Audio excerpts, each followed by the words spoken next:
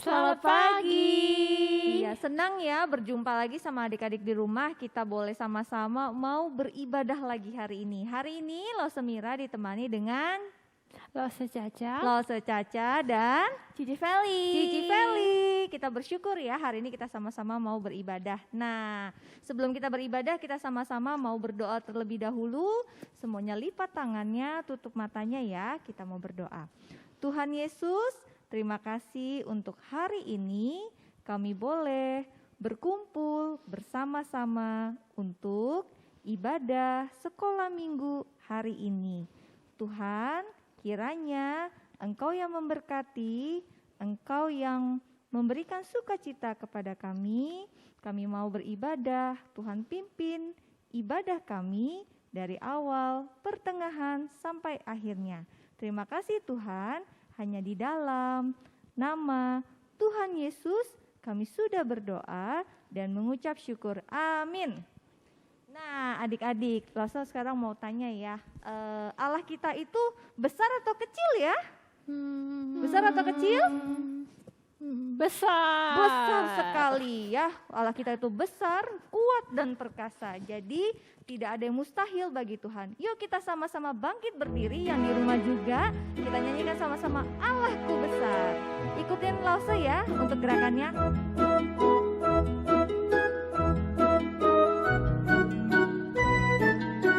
Allahku besar. Allahku besar, kuat dan perkasa, tiada yang mustahil bagi Dia. Ha ha. Allahku besar, kuat dan perkasa, tiada yang mustahil bagi Dia. Ha ha. Gunung miliknya, sungai miliknya, bintang-bintang ciptaannya. Ha ha. Allahku besar, kuat dan perkasa, tiada yang mustahil bagi Dia. Ha ha. Allahku besar. Allahku besar, kuat dan perkasa, tiada yang mustahil bagi Dia. Ha ha. Allahku besar, kuat dan perkasa, tiada yang mustahil bagi Dia. Ha ha. Gunung miliknya, sungai miliknya, bintang-bintang ciptaannya. Ha ha. Allahku besar, kuat dan perkasa, tiada yang mustahil bagi Dia. Ha ha.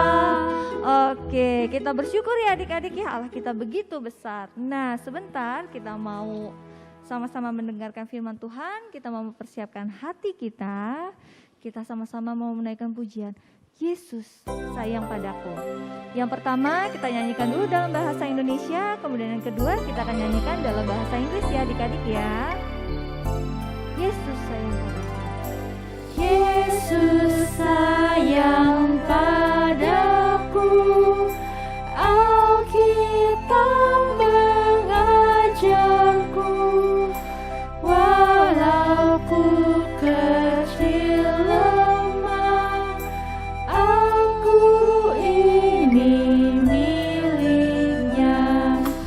Yesus Tuhanku,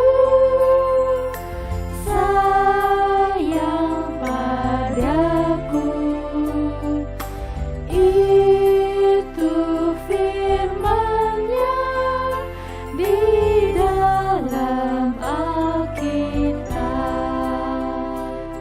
loves me, this I know. Jesus loved me, this I know, for the Bible tells me so. Little ones to Him belong. They are weak, but He is strong. Yes, Jesus loves me. Yes, Jesus loves me. Yes, Jesus loves me. The Bible tells me so. Yes, Jesus loves me. Yes, Jesus loves me. Yes, Jesus loves me. The Bible tells me so. The Bible tells me so. The Bible tells me so.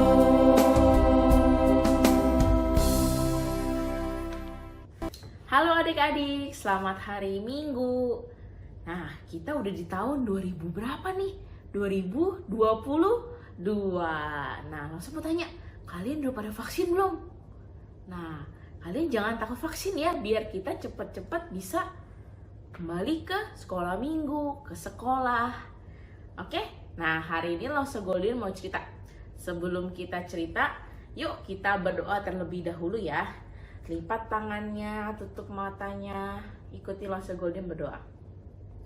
Tuhan Yesus, terima kasih untuk hari ini. Kami boleh mendengarkan firman Tuhan, meskipun di rumah saja. Tolong pimpin Lause Golden yang akan membawakan firman Tuhan hari ini. Terima kasih ya Tuhan. Dalam nama Tuhan Yesus, kami sudah berdoa.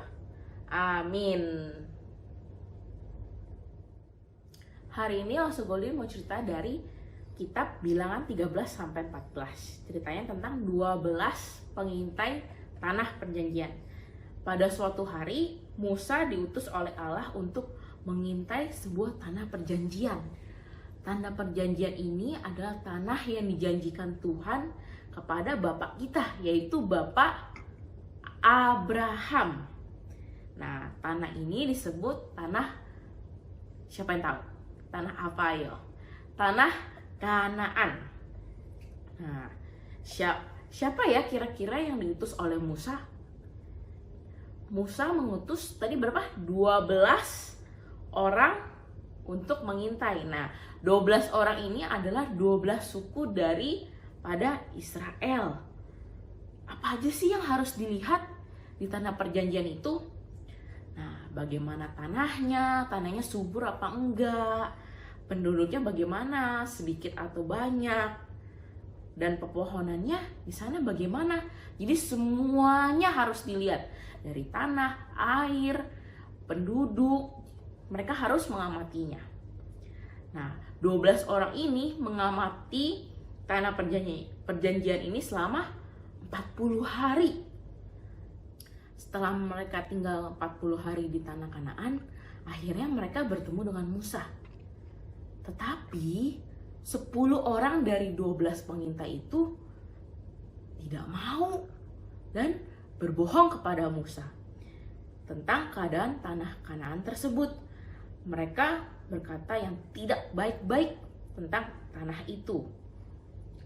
Maka dari itu mereka berbicara bahwa bangsa itu sudah banyak yang tinggal di sana, makanya mereka takut tinggal di sana. Saat ketemu dengan Musa, mereka berkata bahwa tanahnya emang subur. Mereka pun membawa bukti buah anggur kepada Musa. Dan mereka menambah hal-hal yang tidak baik. Mereka berkata bahwa tanah Kanaan itu sangat kuat penduduknya. dan terdapat raksasa yang memakan penduduknya.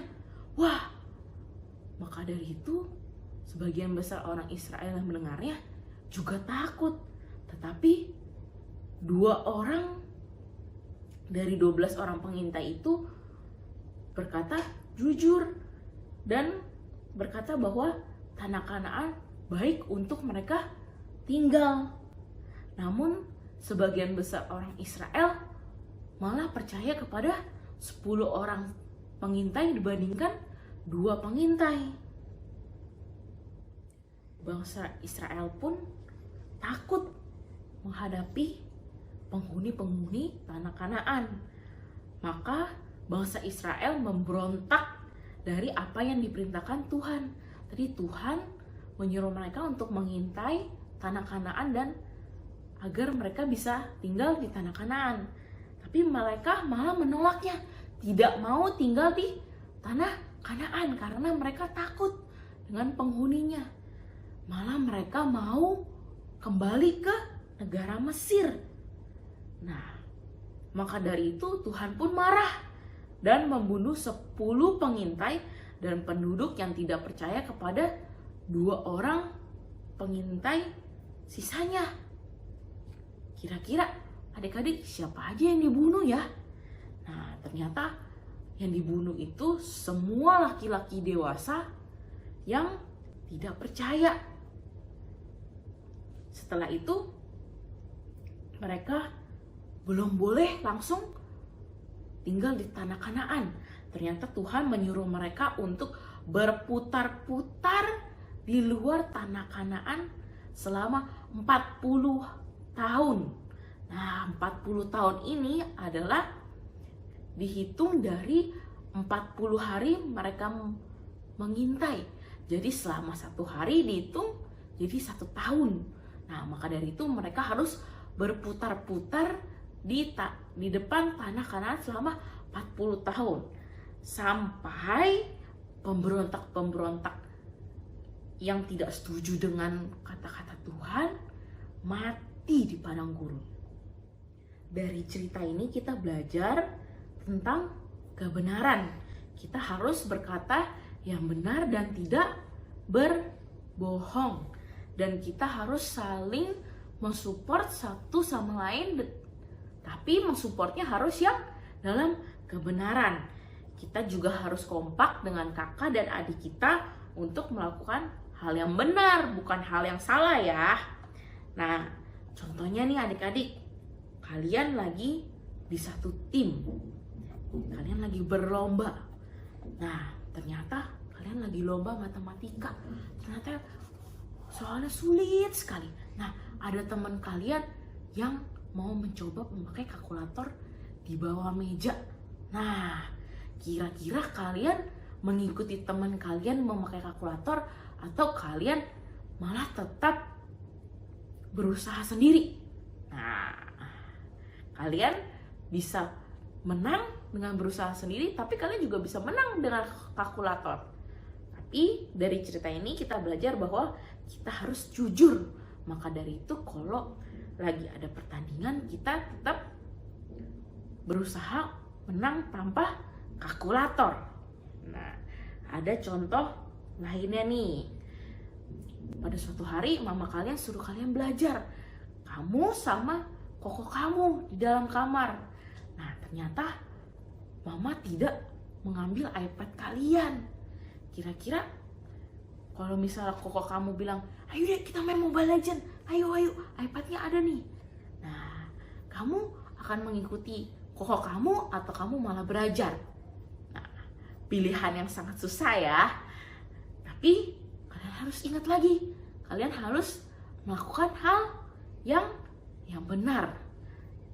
Dan pasti kalian juga dapat waktu untuk main Mobile Legends. Saatnya belajar, kalian harus belajar. Saatnya main, baru kalian main. Nah, contoh ketiga nih. Saat kalian lagi ujian sekolah. Nah, waktu ujian sekolah, ternyata teman baik kamu, best friend kamu, gak bisa menjawab pertanyaannya. Terus dia,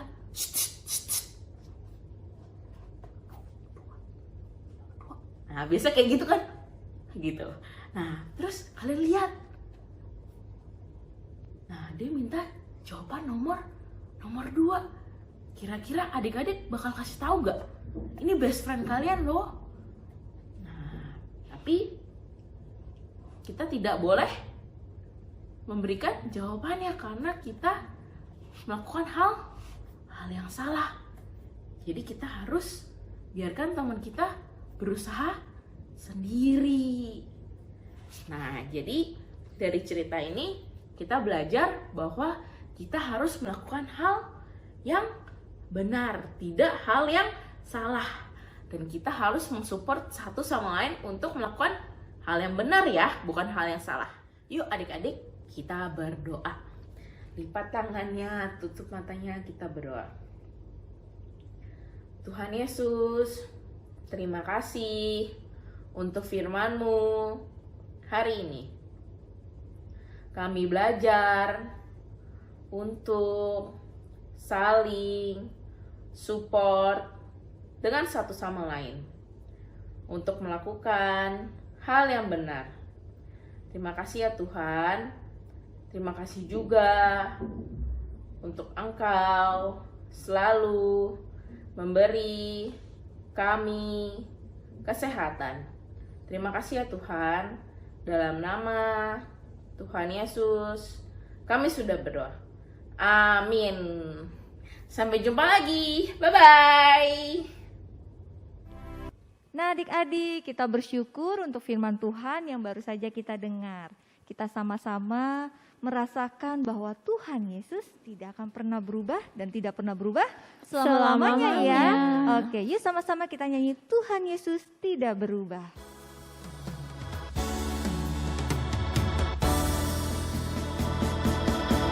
Tuhan Yesus tidak berubah, tidak berubah, tidak berubah. Tuhan Yesus tidak berubah, tak berubah selama-lamanya. Tidak berubah, tidak berubah, tidak berubah. Tuhan Yesus tidak berubah, tak berubah selama-lamanya. Tuhan Yesus tidak berubah, singkat saja. Tuhan Yesus tidak berubah, tidak berubah, tidak berubah. Tuhan Yesus tidak berubah, tak berubah selama-lamanya. Tuhan Yesus tidak berubah. Tuhan Yesus tidak berubah, tidak berubah, tidak berubah. Tuhan Yesus tidak berubah, tak berubah selama-lamanya.